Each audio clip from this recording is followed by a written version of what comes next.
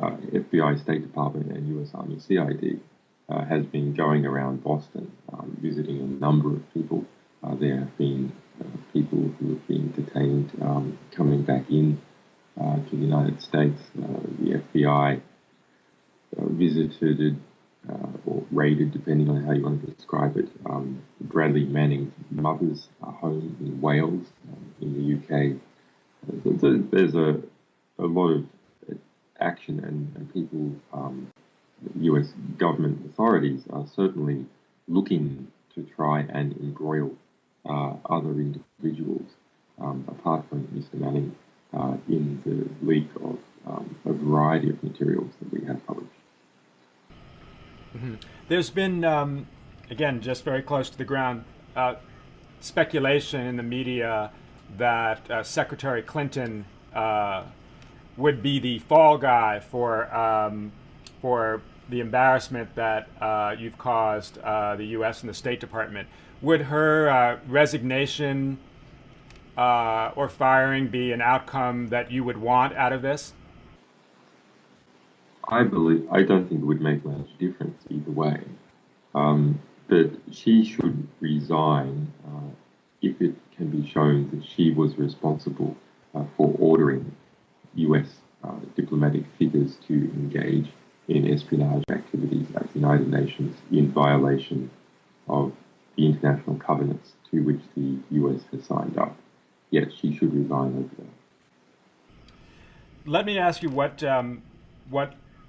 the future has in store for you and WikiLeaks.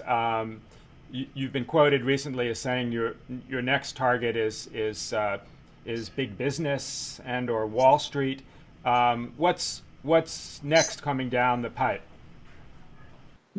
We don't have targets other than organisations that use secrecy to conceal unjust behaviour. That's sort of a general target. Otherwise, we are completely source dependent. We are a source protection organisation and a publishing protection organisation. Quite a bit of our effort historically has been taking articles from journalists who were censored, or books that were censored, and republishing them as a way of disarming or defanging those censorship attempts. But yes, we have a lot of source material that in our collection that remains unpublished, and that is actually something not to be proud of, but rather a great distress to us, that we don't have the resources that are required to get through this very valuable material that sources are giving to us as fast as sources are giving it to us. We're working on various mechanisms to speed that up and to acquire those resources. So yes, the banks are in there. Many different multinational organizations are in upcoming leaks, but that is a continuation of what we have been doing for the past 4 years. However, there are greater volumes of material. That is true, that the upcoming bank material is tens of thousands of documents as opposed to the hundreds which we have done in other cases. And are there any, Mr. Assange, any more documents from this latest dump that will be coming out in the next days or weeks? Yes, we're doing about 80 a day presently, and that will gradually step up as the other media partners begin.